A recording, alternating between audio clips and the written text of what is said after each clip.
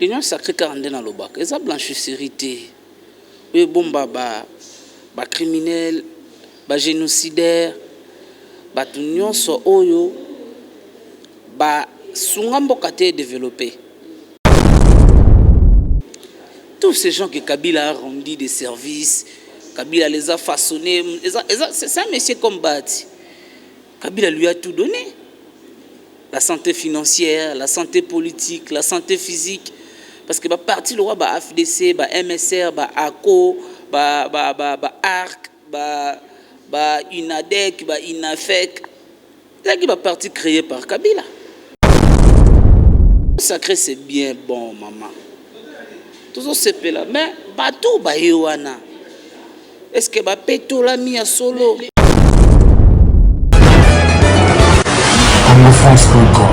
Merci beaucoup. Nabino Nyons au Bokolanda Biso partout dans le monde entier. Bandeko Balandi. Il y a 3W Congo France. Natombe Bino Bolandi Malamu Mabota Mabino. Merci na équipe Nyons ya Congo France. Merci beaucoup. Pour la deuxième fois, tu es un bel Bino Lissu de Codier donné Kaninda. Comme on est na bossa na main. Je crois mieux c'est ça. Donné Kaninda, Autoyambaki la fois dernière, c'était en 2020. En 2021, et cette vidéo est Yambo à Kosala Lelona Biso. Na prometa Kibino quand il s'agit de l'actualité, quand il faut parler par rapport à la situation Yambo Canabiso, surtout la situation politique, avec lui ensemble, nous allons essayer un peu de parler, d'analyser de Yakolobela. Maïma Kole Kalambo Canabiso sauf rien. Yambo Teto Bandamaso, Nabiso Mokona, le Topesi Mbote Bomo Mesano. Et puis, Tokozong a un micro pour la série à la question des côtés de Mbote Maman Josephat. Mbote na Babununyo Soya Congo France.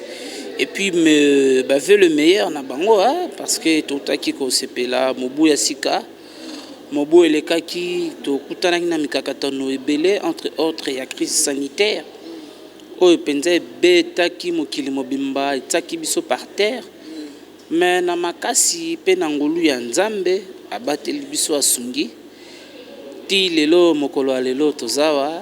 Donc na pesi Nzambe merci pambata abateli biso lelo 13e jour ya année mbala nanga liboso ya année na likalisusu na Congo France. Na pesi yo pe merci pour l'invitation lisusu ya mokolo lelo. Et na bande konyo sur Congo France, bozanga kinga vraiment mingi, misusu bakomela kinga un peu en privé pour koyeba qu'est-ce qui se passe na Congo France. Na répondera nga dépendara na bango so ba beninga na koya. Donc merci beaucoup. Ok, merci beaucoup de Codier donné. Parlons de l'union sacrée parce que c'est ce qui est vraiment la base. Il y a des alliés aussi, c'est un macambo. Il y a des alliés vraiment objet. Il y a des débats qui sont là, il y a des parlementaires des Bounios. L'union sacrée, je crois que tout cela qui est avant que nommé comme informateur. Je crois bien tout ça qui est dans toute dernière vidéo année 2020. Mais quand l'union sacrée, qu'est-ce que ça va aboutir en quoi? Parce que jusqu'ici, Baimboka, Congolais, Nyonso, et Belé Bakolobake, Eko, Eza, coquille vide, Eza né l'autre côté. Parce que tout comme on a adhésion massive, il y a Baye, Baouti Nangambu, il y a franc commun pour le Congo. Au Bazala qui va diable et à lobby, les lobes commis ba ange lelo, Nangambu union sacrée. D'abord, il faut que Ebissa, Banamboka, partout Bazali était. L'union sacrée car dans le bac. Et ça blanchisserie. Oui, bon ba criminel, ba génocidaire, ba union so oyo, ba sungambo kate développé. Le Front contre le Congo, au Bobenga FCC. Front contre le Congo. Oui. FCC, le Front contre le Congo. Ba là qui n'a idée, il y a retravailler que pour na mabubu na bango. Mais avec l'événement d'un état de droit, qu'il voulait mettre les Congolais ensemble autour des idées, autour d'une vision républicaine. Voilà pourquoi le chef de l'État fait appel na Baimboka, na Lisanga, au Babengi, Union sacrée. Union sacrée, d'abord, ce n'est pas un parti politique. Ce n'est pas non plus une plateforme électorale ou politique. L'union sacrée, c'est d'abord un état d'esprit. Tout celui qui veut le changement.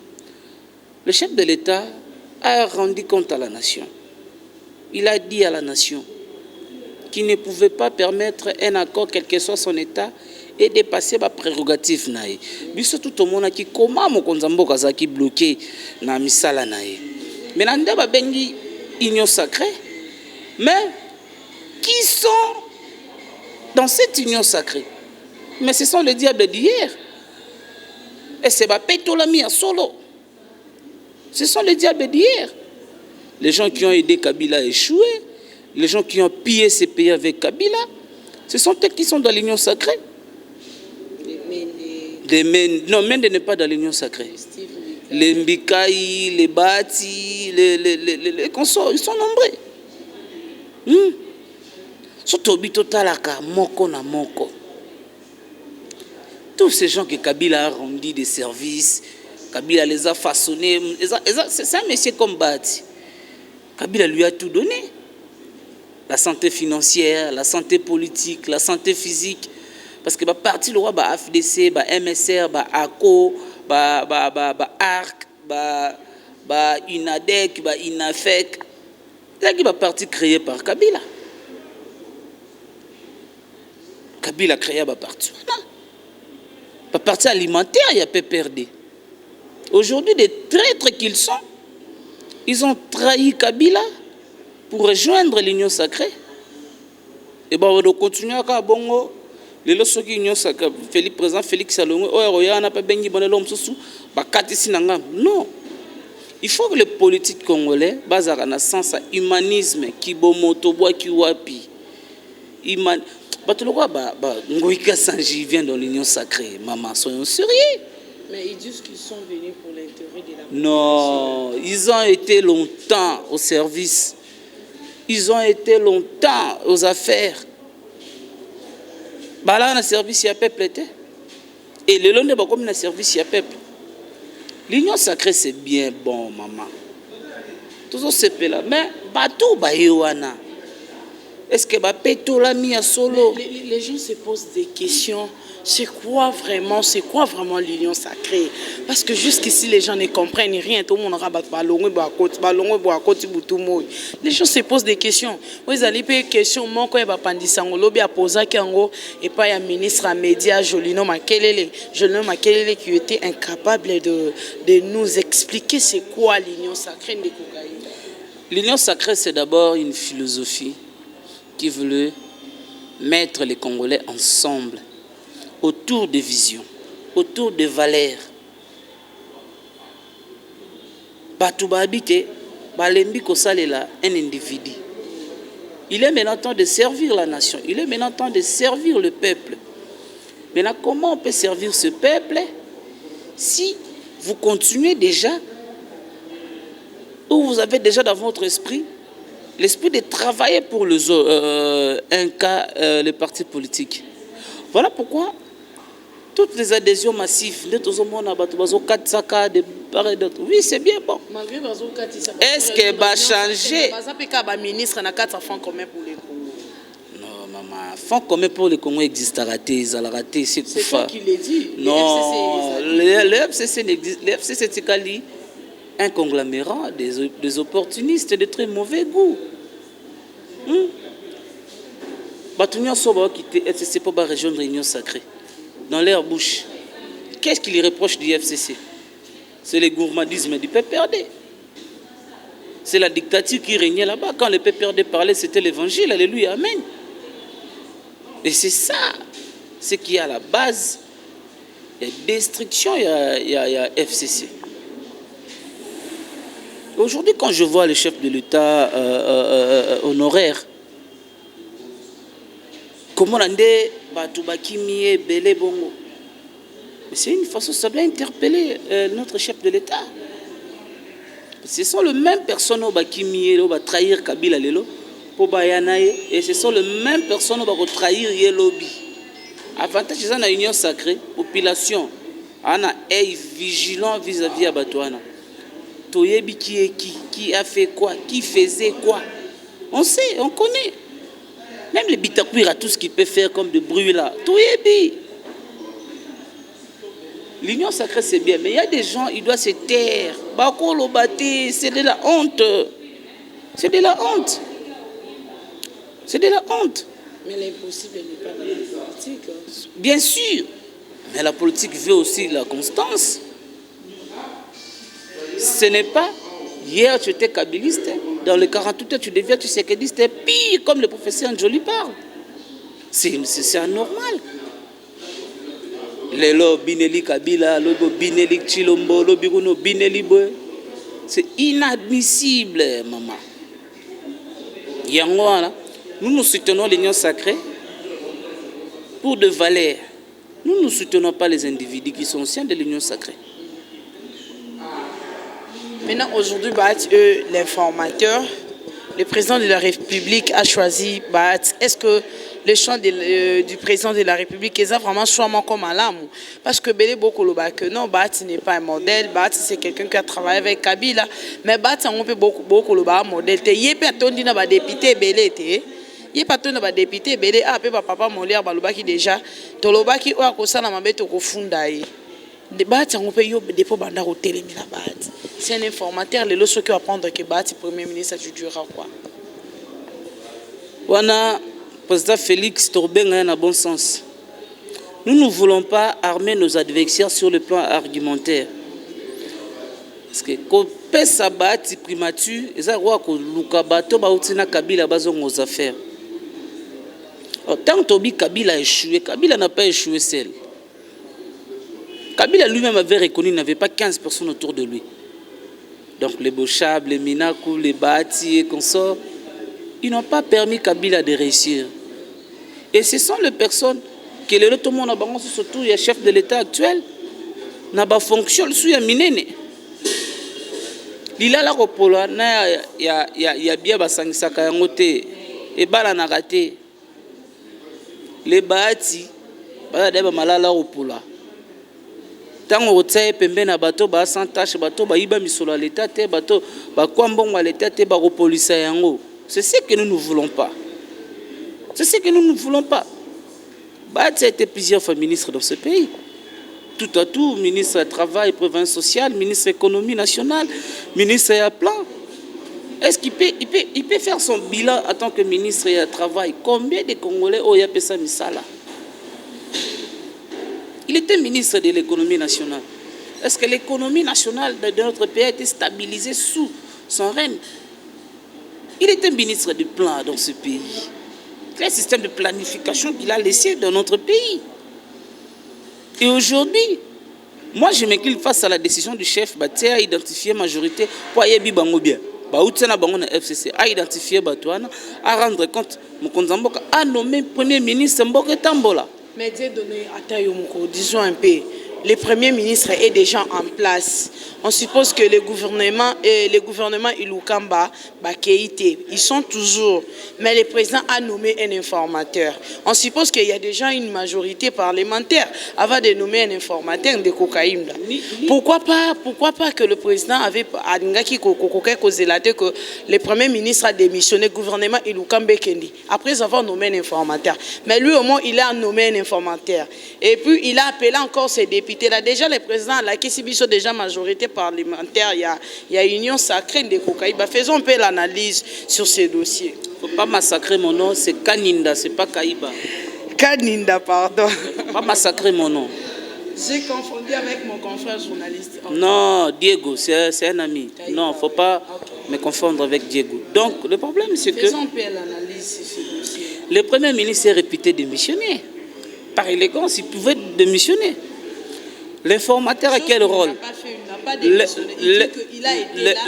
L'informateur a comme rôle, c'est d'identifier une majorité.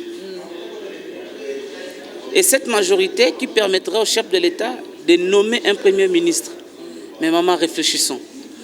Comment un Premier ministre peut continuer à exercer ses fonctions avec une nouvelle majorité qui n'est pas la sienne? Parce que la Constitution voulait que le président de la République nomme le Premier ministre au sein de cette majorité.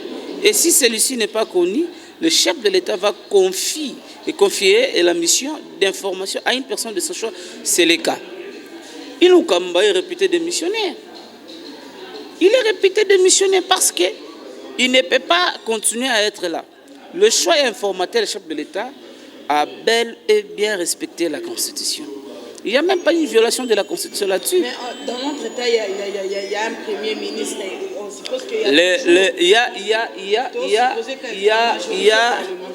y a plusieurs préalables qui peuvent mettre ce Premier ministre hors d'état de nuire. Il y en a plusieurs préalables. Premièrement, le retrait de l'ordonnance. Deuxièmement, par une motion à l'Assemblée nationale. Et troisièmement, la démission. La démission en étant un acte volontaire, comme le Premier ministre ne voulait pas être élégant, mais il sera humilié. Il sera humilié. Parce que nous ne voulons pas assister à cette humiliation. Un père de famille comme Pépé Inou Kamba va humilier l'Assemblée nationale. Il doit apprendre ou savoir à quitter l'affaire avant que l'affaire le quitte. Voilà pourquoi Tozo continue toujours à élégance, le bon sens, à démissionner. Pambaté, ça serait une honte. Pour ceux qui le dites-moi, la majorité parlementaire est identifiée. Bah, tu vas rendre compte au chef de l'État qu'il a donné cette mission. Voici la majorité, j'ai bel et bien identifié. Mais avant ça, le président avait déjà invité les députés, non? Le président avait déjà invité les députés dans un cadre cadre institutionnel, institution présidente de la République, l'institution parlement. A bengi ba député ba fandi ba sololi. Il n'y a aucune loi qui interdit. Ce n'est pas que... Et puis, la majorité est déjà là. La majorité est déjà là, bien connue. Les 281 députés au Poisaki Mabunda, na perchoir Assemblée nationale, c'était une majorité. Le chef de l'État, il n'y a pas longtemps, a reçu plus de 320 députés au cité de l'Union africaine. C'est une majorité. Donc, Inou Kamba, il doit savoir quitter l'affaire. Parce que Eza Soni Mingi, Naranaye, papa, et qui on a beaucoup de respect, a démissionné, et baba a humilié, et pas député. Mais malgré cela, tout le monde a qui, malgré sa motion, dans le bureau d'âge pour que a démissionné. Mbosso, il a totalement refusé la mission pour organiser un congrès extraordinaire pour que le bureau a siké a remplacé le bureau à Mabunda. Tout le monde bureau d'âge était les le Parlement sont déjà à un congrès extraordinaire. Et le bureau d'âge avait comme mission d'examiner la pétition sur le questeur adjoint. Vu son état de santé, ça ne lui permettait pas d'être là et d'aider d'organiser les élections du bureau définitives. Mais la Cour constitutionnelle avait rendu un arrêt permettant Kibango Bassala contrôle parlementaire. Et dans ces contrôles parlementaires, voulait que le Premier ministre soit visé par une motion de défiance. Nulle part. Non, Mbosso n'a pas... Il dit que ce n'est pas sa mission. Mbosso ne peut pas refuser ou dire non à un député qui introduit une motion contre un membre du gouvernement qui est dans l'exercice de ses fonctions, de sa fonction en tant que député. Mbosso n'a pas ce droit-là de refuser. Et il n'a pas non plus refusé. Les parlements sont en session extraordinaire. Je crois que dans les jours qui suivent, nous aurions les élections d'un bureau définitif. Nous aurons l'interpellation du Premier ministre au Parlement qui viendra s'expliquer. Mais ce qui se passe actuellement à l'Assemblée nationale, ça devient de plus en plus grave. Et puis c'est décevant. Et puis, la population,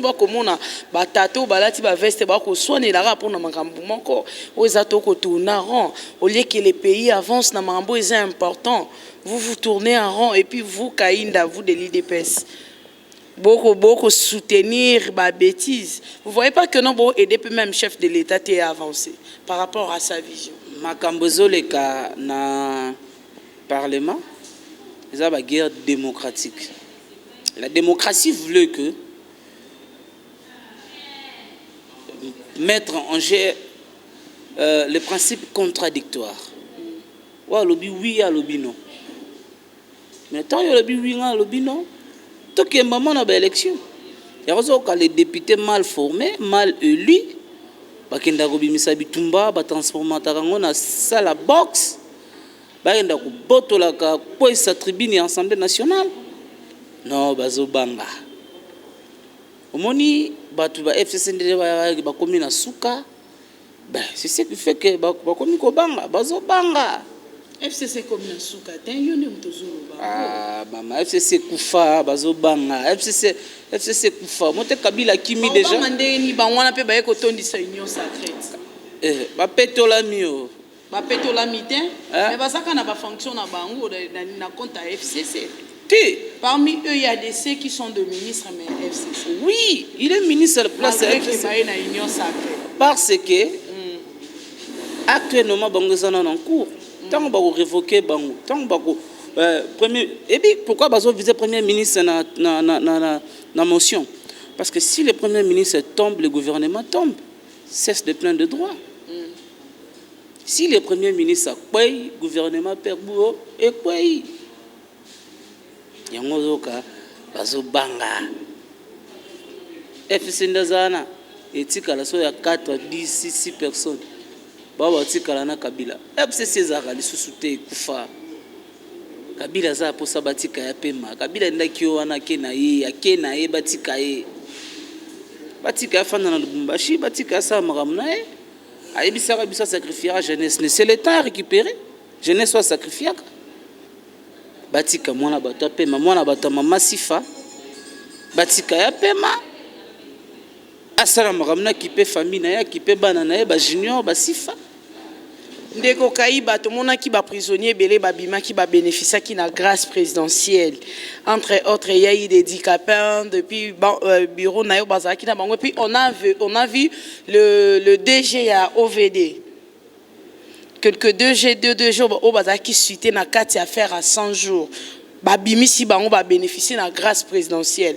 kasi na ngambu ya bande kwa INT bako se plaindre balobi non dans ces cas il faut aussi libérer Vital Kamerhe bénéficier de grâce présidentielle. Non, Vital Kamerhe ne peut pas bénéficier de la grâce présidentielle.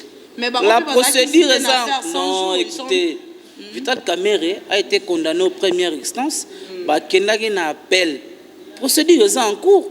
Soba quitté l'appel. Je ne pense pas que Motaïen soit conscient, il peut tenir de pareils propos. Bateau qui grâce au qui condamné, au bagi déjà na condamnation. Vital Kamerhe est ici ko condamné qui est na premier degré. Baza si qu'on a deuxième degré. Tout évité. Agobika, tout pas confirmer peine naïe. Malgré son état de santé. État de santé de Saline. Mais il est malade. Bango sormiga na prison ne bakoma maladie. Mais sa santé ils ont permettre de yona Vital Kamerhe boza. Eza que soit acheté. Ba boyena dit qu'à peine baza âge moko. Et dit qu'à peine 20 ans na prison na to katabela. Tinda bimia na biminzo to makasi. Pani aza soda. Nebi moto moko na prison azo sa la biso ba scénario aso parabaji azo saigner makila.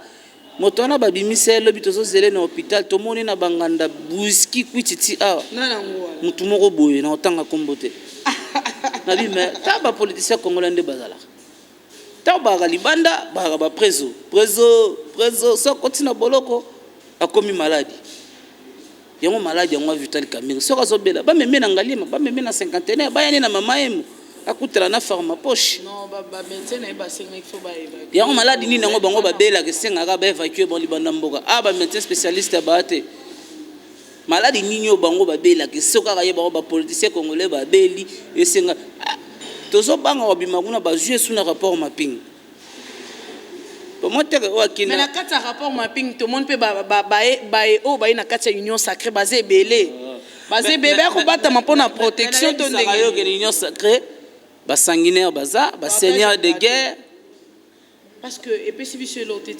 population c'est la compte rendue à Union Sacrée, mais ils ont partage à gâteau, naba obobenga qui ba diable à la FCC, ba on la kana ba ina kata Union Sacrée. Bazo continuer à cause la ba diable. Bon ba bongo limité. Rapport mapping tonde. Bazo continuer à cause. Bon rapport mapping etali Congo, etali biso. Rapport mapping a été créé par les experts des Nations Unies. Oba luga ki il faut un tribunal spécial pour na ba crime o esalemaki na mboka na biso Congo. Etali biso ta. Le loso bakangi Kabila na rapport mapping. Et biso ya problème c'est ça. Bon on tanga Kabila pour le rapport à mapping ba basé belé. Bon ya za na rapport cité de Laurent Batumona de ata bakangi oboso ibakanga Laurent Batumona ngana roboya. So ibazwa kamita tungana roboya. Bona nebite kamita tu pas participer na destruction Congo. Balamber Mende. Batangi ba Jean-Pierre Bemba. Ba Jean maman. Rapport mapping ezo bangisa nde ba seigneur de guerre biso toza maboko pembe rapport mapping etali biso yoka ki komba kabundu kuna na rapport mapping boyo po yoka komba fayu na rapport mapping moni polémique na bino ba journaliste polémique eza motuna ba question zenga ba réponse ya ona ni bino ngotanga ka polémique na kulutu na nga fayulu bilo ba pandisa ngopenza ya ba benga bilo ba journaliste songi donc de yona ba kombo tu yo zoluka ka kombo ya kulutu nanga Martin natangi ba kombe belé natangi ka fayulu te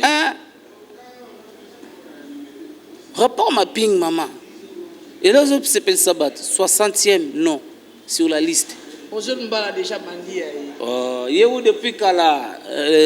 depuis kala yé déjà goûte sepeli donc mais Roger Mbala non, je soutiens la vision en chef de l'État par rapport à l'état de droit, voilà. Mais Roger Mbala qui est rapport mapping biso to genda to boya rapport mapping ko kanga était pas na biso na Union Sacrée soza moyibi oyibara mbongo à l'État ba ko kanga yo soko bomaka ba congolais ba ko kanga yo mais apparemment justice na bino à double vitesse par rapport bao baza concerné qui cité na ba faire le quoi ba détournement ba fonds publics citons par exemple les ato que musika bobimisi déjà ya Safricas bobimisi déjà Robank bobimisi que DG mais Vital Kamerhe azo quitté depuis longtemps boa quitté bango mais au moins malgré que boa quitté bango bandimi ba rembourser mais moi bandimi que to liambonga ba contribuable coopérer na justice congolaise même na droit sur aider justice ça msala nae bako pesope grâce bako tika pourquoi to ba éviter ça comme le quoi à double vitesse makambo ya Vital Kamerhe zela procès et si là c'est pour Kamerhe seulement c'est pour Kamerhe pour les autres état de droit c'est pour Kamerhe batu nyonso bakanga zara Kamerhe bon dossier ministre de justice dossier ni nazana informez-moi je suis pas informé za rôle na ko former informer. Moi, je ne suis pas informé aux journalistes. Il a quel dossier? Non, il a quel dossier? Non, il a la chité. Comme tu n'es pas informé. C'est que dans deuxième fois, na plateau, on va en parler. Parce que dans le lobby, comme tu n'es pas informé, ce n'est pas important. Non. Au moins, on peut s'en argument où ils sont confortables. On peut s'en argument où ils sont confortables. Il y a une maison de grâce.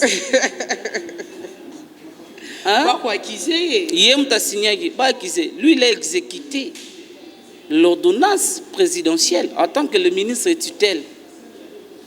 Il a contresigné. C'est quoi son problème dans cette affaire? C'est le président de la République qui exerce les pouvoirs de grâce. Il a le pouvoir de connuer, comme il a fait.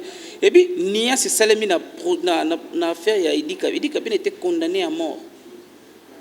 On a commencé d'abord par connuer sa peine. Il y a peine de mort. On a 20 ans.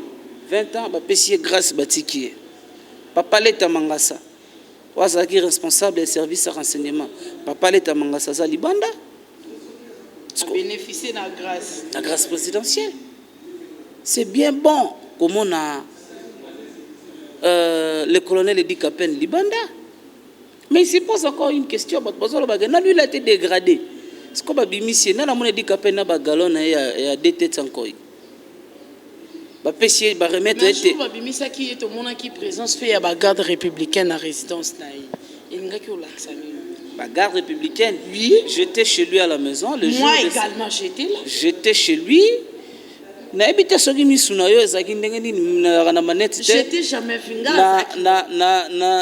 je t'ai pas vu. Non, ce n'était pas important que j'ai passé des interviews à la résidence des colonels Edi Kapene.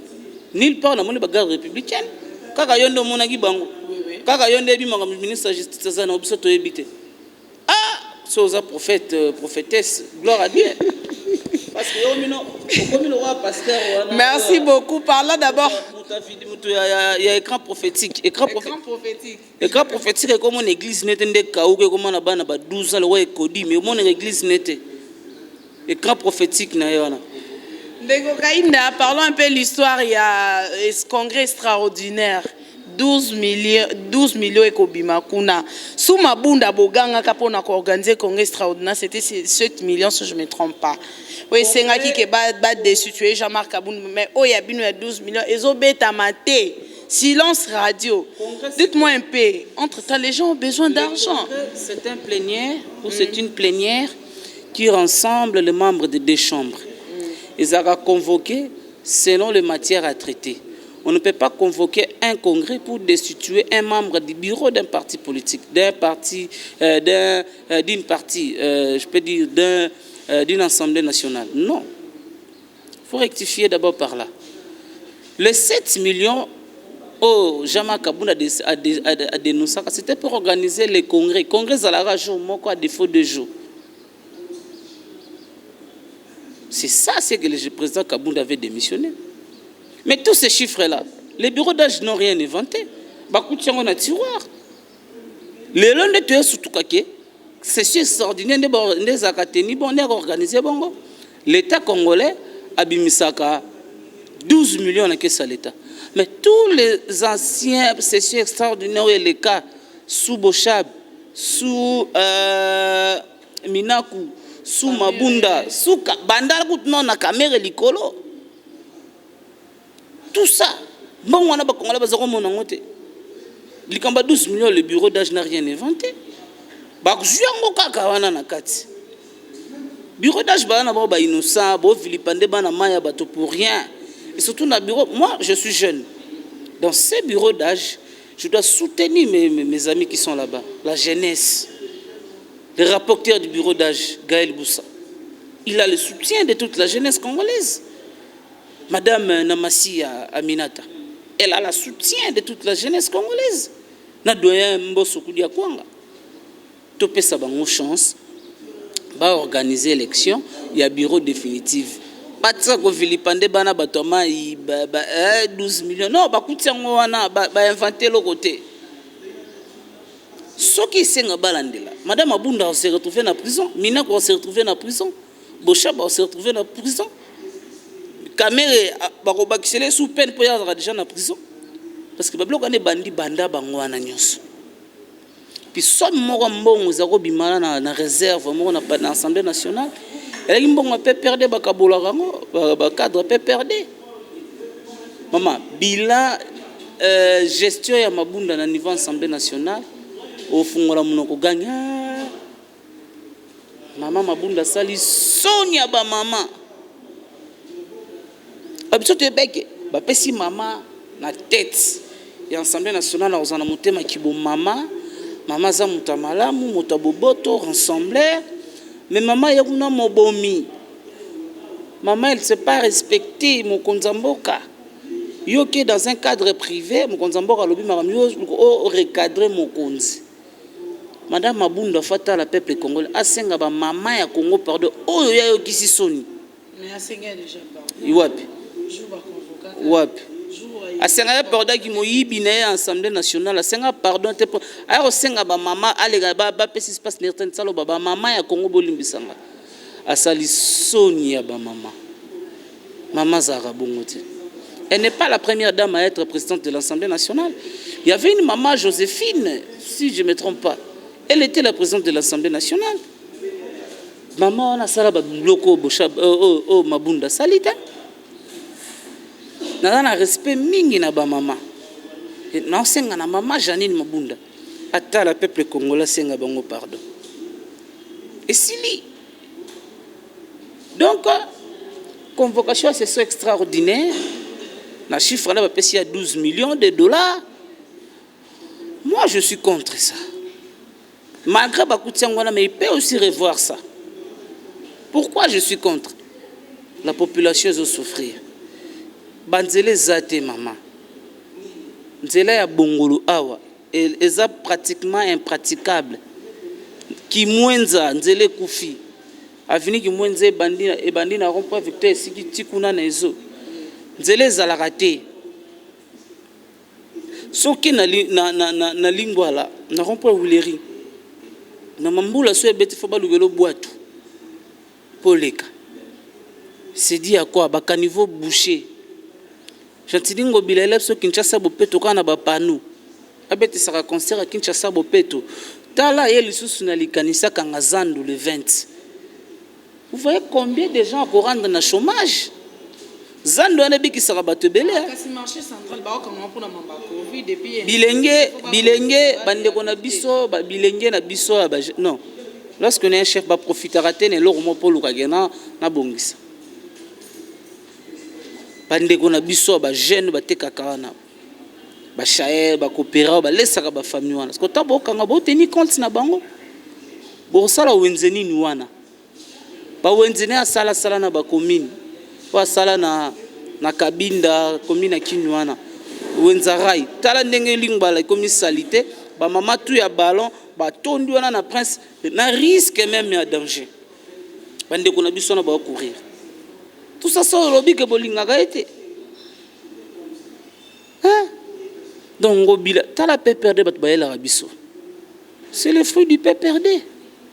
PPRD ba bayela biso gouverneur Kimbuta. Kimbuta tikela biso ba pot de fleurs na ba ville à Kinshasa. Et ba pot de fleurs tikela biso ba fulu. Surtout mon ba fulu mais mon ba pot de fleurs. On les gars Kinshasa ba pot de fleurs.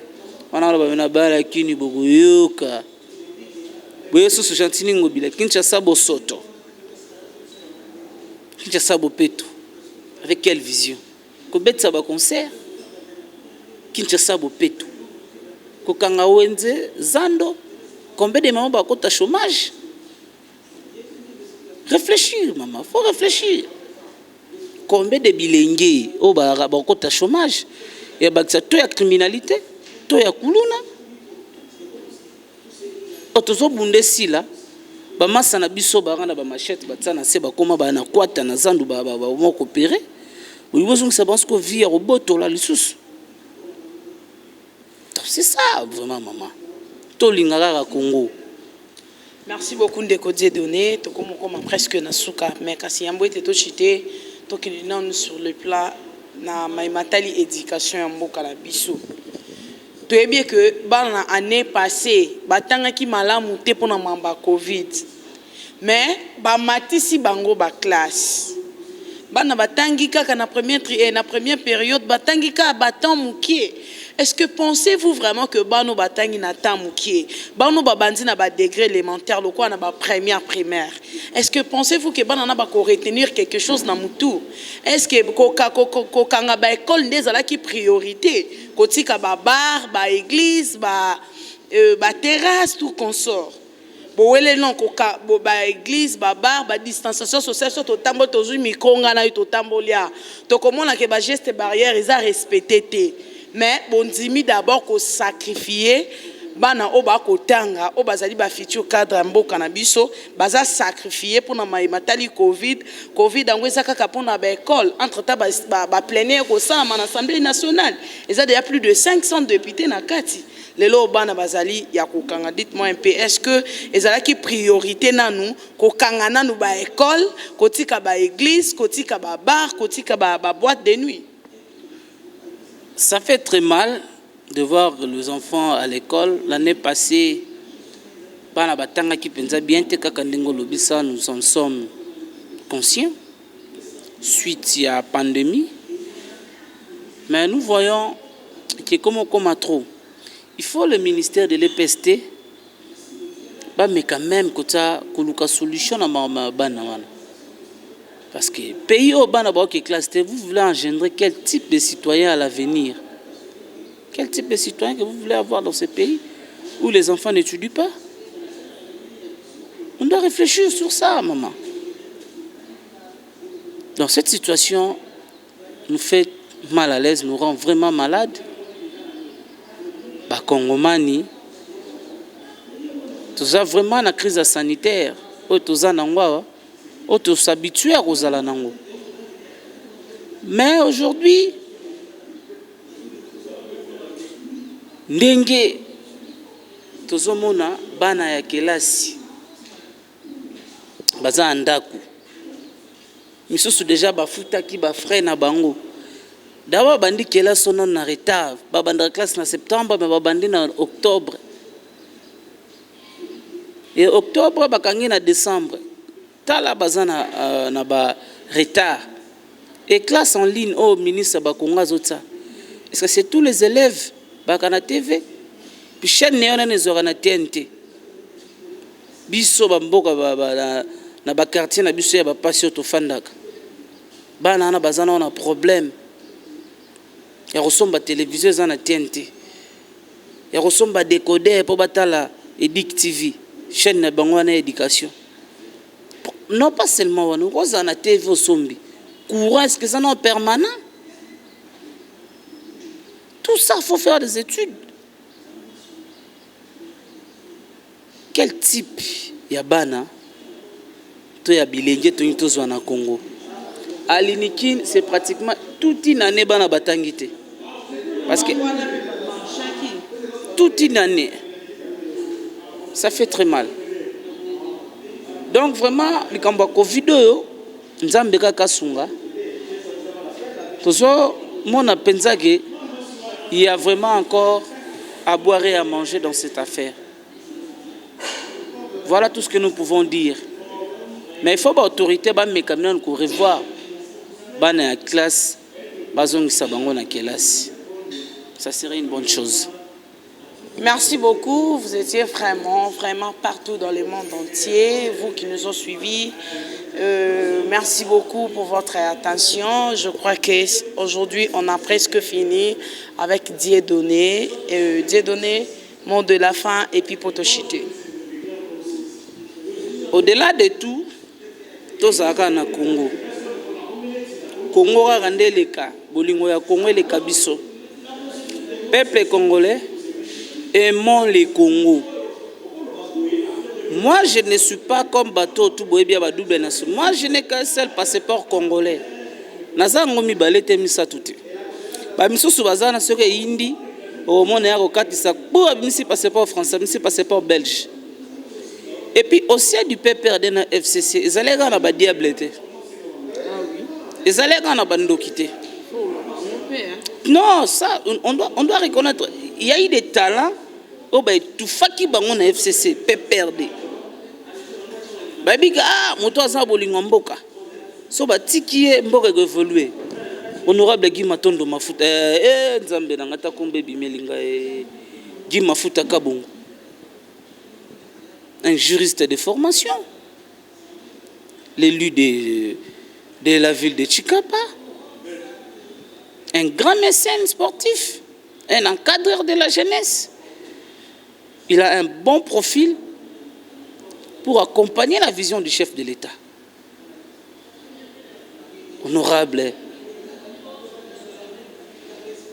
Guy Mafuta Kabongo. Donc tout ça, ça me concerne au sien, il y a FCC. Et puis, honorable Guy Mafuta Kabongo, pourquoi je le cite?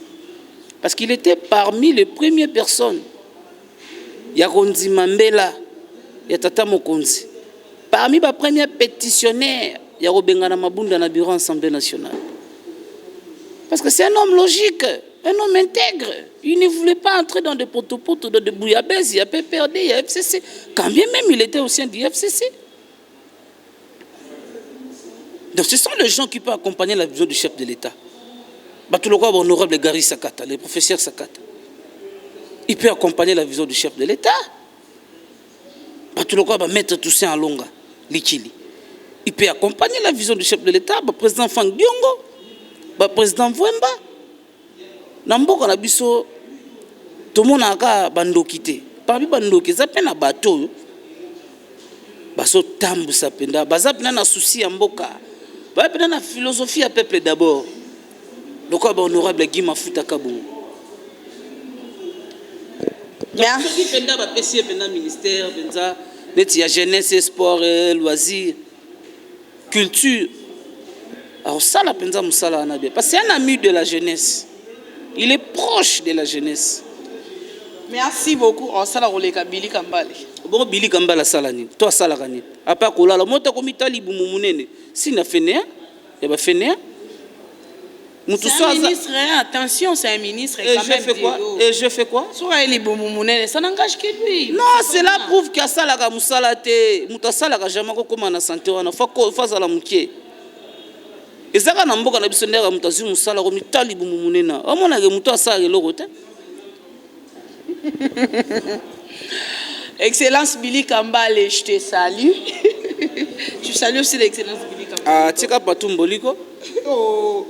Moi, salutation excellence Billy Kambale, le ministre de la jeunesse. Tika Matumboli. Oh, merci beaucoup, chers amis. La jeunesse a bénéficié. Lui, il est ministre de la jeunesse. Phénomène Koulouna Yassilisan. Est-ce que c'est il est aussi Lisango? Il est ministre de la jeunesse. Mais avec le temps, Billy Kambale Kouti Koulouna, c'est pas Billy Kambale aussi Lisango. Combien de jeunes ont plaidé pour bazo misala? Basé Belé, moi je connais des gens à qui Billy Kambale a engagé dans le cabinet pour ne pas citer l'UNC, pardon, pour ne pas citer l'UNC. Billy Kambale a embauché plusieurs jeunes dans le cabinet naïe. Oui. On a 2 ou 3 mois pas comme chômeur, bah jeunes ba chômeur.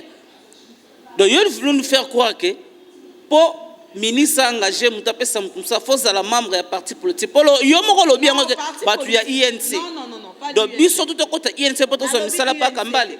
INC na rectifier phrase. J'ai pas dit de la lobby bien que je connais des jeunes au ezakelelo oyo bazu misala et pas Billy Kambale. Na cabinet. Maman, je travaille dans un cabinet de ministre. Donc tu peux pas m'impressionner ministre. Ministre appelle ça non, ministre Ndefo a aidé l'État à un système qui permettre aux Congolais nyonso. Yoso ba pesi ba jeune misala na Kinshasa. Pas na bango na Goma pesi combien de jeunes misala. Na Walikale pa mokonzi na yeke Kamera pesi combien de jeunes na Walikale misala. Na Beni bandeko ne ba kufa chaque jour combien de fois Twitter.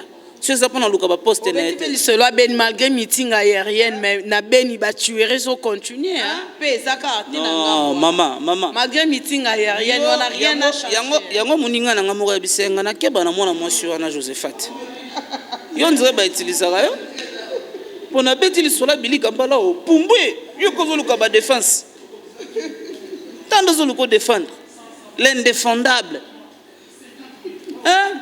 C'est là bas jeune micro est-ce que vous avez Billy Kambale mon conseiller ministre a tali ma ba jeune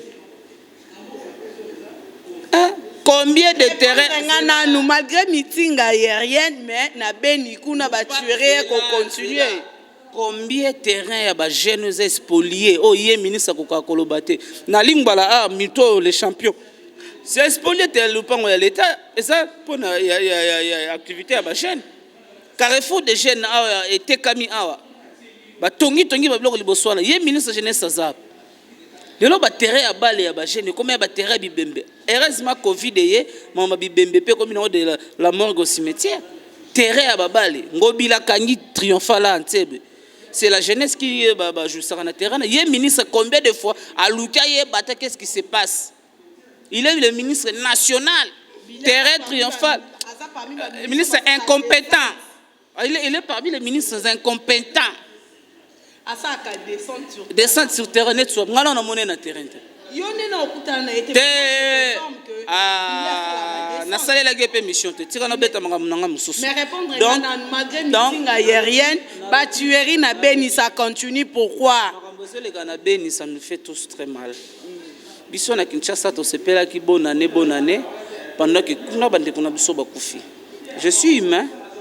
Je ne peux pas être là, un papa, à faire dans salon, dans la chambre, bana. Ça me fait très mal. Ça me fait très mal. La population de Beni, de Butembo, d'Ituri, de Bunia, je suis vraiment de cœur avec cette population. Au bas, chaque jour, on a une misère. Qu'on viole, qu'on boma, qu'on kata. Ça fait très mal. Biso toza mitema, tokoka ko supporter makambo. Sa fois, ça nous verse des larmes. Qu'est-ce qui se passe réellement dans Mboka Nabiso? Na Este, Mboka Nabiso, na Beni, Butembo, Ruchuru, Masisi, Maagi, Ninye le Kakakuna. C'est tout le jour. Ça fait très mal. Nayo muto ano bomarabatu. Obomarabatu pour gagner nini? Hein? Obomarabatu pour gagner nini? Merci beaucoup, Décodier Donné. On nous signale déjà que Mbouga et Kokisami. Merci beaucoup. Ce n'est plus important à présenter parce que je l'ai déjà dit dans l'annonce Nanga. Et puis ce n'est pas la première fois où tu as mis les lots Décodier Donné. Kaninda. Décodier Donné Kaninda. Diego Kaïba, comme on est Kangaminga Bolikamni. Merci beaucoup à Onésime Canardo qui était derrière la caméra. Merci à toute l'équipe technique de Congo France. Merci beaucoup. Et aux abonnés de Congo France, continuez toujours de s'abonner, vous ne serez pas déçus. Par remarque, topé, façon de sali bien, to tengami pour l'amélioration, nous sommes censés répondre à Bino à chaque heure au Boko, mais la biso to la 24 sur 24. On a solo na Bino ba internet na biso. Bino pe batu bo finga ka en tout cas nzamba pambola Bino na mafinga, c'est une bonne chose. Yangonde ko encourager biso to sala musala. Merci Dieu donné ndengo ondima qui vraiment Oya lisusuto yamba lelo na plateau na biso à Congo France. Je crois que tout ce qui pour na lelo à nous revoir à la prochaine. Merci beaucoup. Bye bye.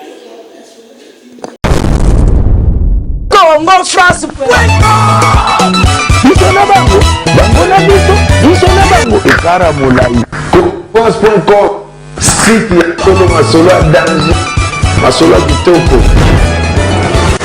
CongoFrance.com